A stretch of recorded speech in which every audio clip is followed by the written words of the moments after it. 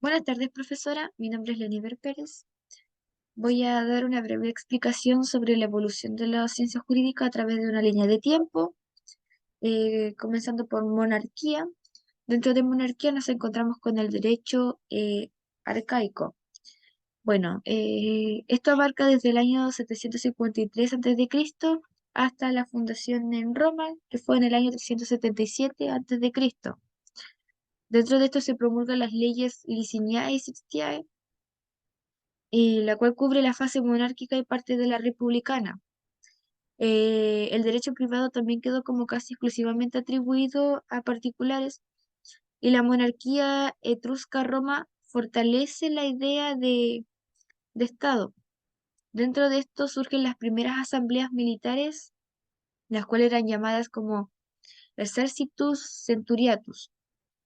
En esta época también surgen las que son las 12 tablas, que fue a mediados de 450 a.C., y se plasman por escrito las normas consuetudinarias, suponiendo como un primer encuentro entre patricios y plebeyos. También dentro de esto se contempla como la posibilidad de que un cónsul que estuviera a la cabeza de Estado fuera un plebeyo, y estando dentro de esto también estuvo la creación del praetor urbanus, que era como una magistratura prácticamente patricia, por así decir, con una reconocida competencia jurisdiccional más que nada. Después de esto nos saltamos a la época eh, eh, del derecho preclásico, donde nos encontramos dentro de esto abarca lo que es la república, como la época republicana.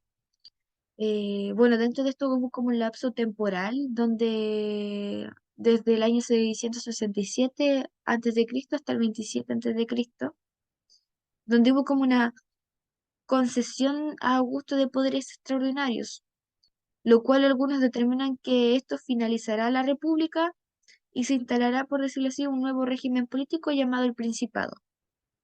Durante el siglo IV a.C., se operaba como una función de clases sociales y la creación de una nueva categoría eh, oligarca, lo cual era como un gobierno de unos pocos, por decirlo así. Y estos pocos eran denominados o llamados como nobilitas, lo cual los nobilitas eran conformadas por familias con algún ascendiente integrado en la alta magistratura del Estado.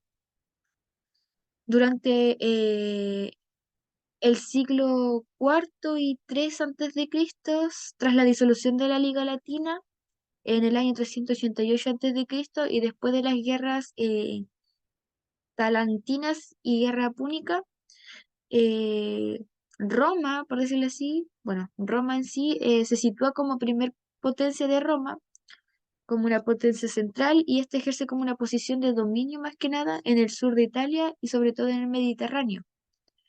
Se crean los conceptos fundamentales de derecho romanos, tales como el legatum, hereditas, dominium y servus. Después de esto nos vamos y nos saltamos al imperio, lo cual dentro del imperio nos encontramos con tres épocas, que sería el derecho clásico, el derecho postclásico y el derecho justinianeo. Eh, la época clásica abarca desde el año 27 a.C. hasta el 284 después de Cristo. Dentro de este año sube al trono el Diocleciano, lo cual éste instaura como una monarquía autoritaria denominada el dominado. Eh, como un breve tips, era como que Augusto finaliza la república y comienza el principado. Después de esto se caracterizó por una concentración progresiva de poderes en el príncipe, y esto servía como para juzgar en controversias, las controversias privadas. Eh, Se determinó la creación de un nuevo tipo de proceso que era llamado cognitio extra ordinem, que esto en español se traduce como conocimiento fuera del orden. Eh, donde dentro de esto un magistrado delegado del emperador decidía, por decirlo así, por sí mismo enviar a las partes delante de un juez. Después de esto surge como una nueva fuente del derecho que era nombrada como Constituciones Principio, lo cual abarca el Jus Quiritium, que este era como eh, el cual dividía como nuevos sistemas jurídicos, los cuales eran nombrados como Jus Gentium y Jus Honorarium.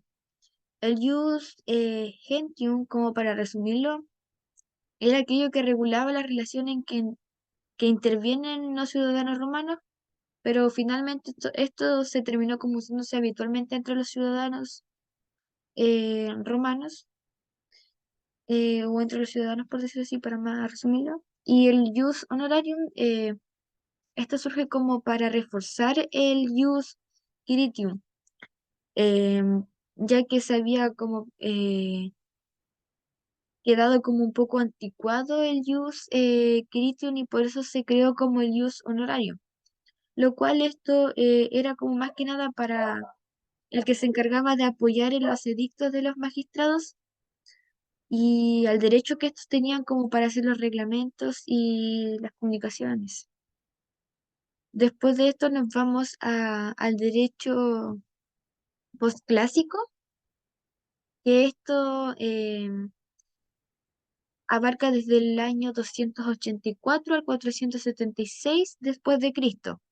Roma cae en poder de los bárbaros dentro de esta época y la característica política dominante era absolutismo imperial, lo cual esto,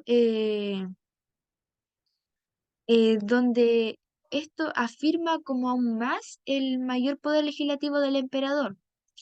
El derecho se configura como estatalmente y diluye y a la vez burocratiza las escuelas de juristas. Eh, el derecho postclásico era como el resultado de la adecuación de las normas jurídicas clásicas a una sociedad romana distinta sobre aquellas que eran de la República o Principado. En el año 212, cuando se dictó el famoso edicto, todos los habitantes del imperio, fueran o no romanos, pasaron a ser como poseedores de la ciudadanía romana por el hecho de habitar en el territorio del imperio. Después esto es como el triunfo, después se conoció como el triunfo de la filosofía cristiana, donde esto influyó en la evolución de los conceptos jurídicos y la actividad de los juristas durante esta etapa no gozaba de la misma libertad como eran en las épocas anteriores, ya que prácticamente cada vez había mayor absolutismo del poder político. Las instrucciones imperiales llevaban el nombre de constituciones y esto ya eran como más que nada eh, eran escritas o eran nombradas más que nada a través de mandatos o prescriptos. Eh, los emperadores asumían el control de los que creaban las normas y algunas de estas obras que estuvieron en esta época eran como la Fragmenta Vaticana, las reglas de Ulpiano y la Sentencia de Paulo.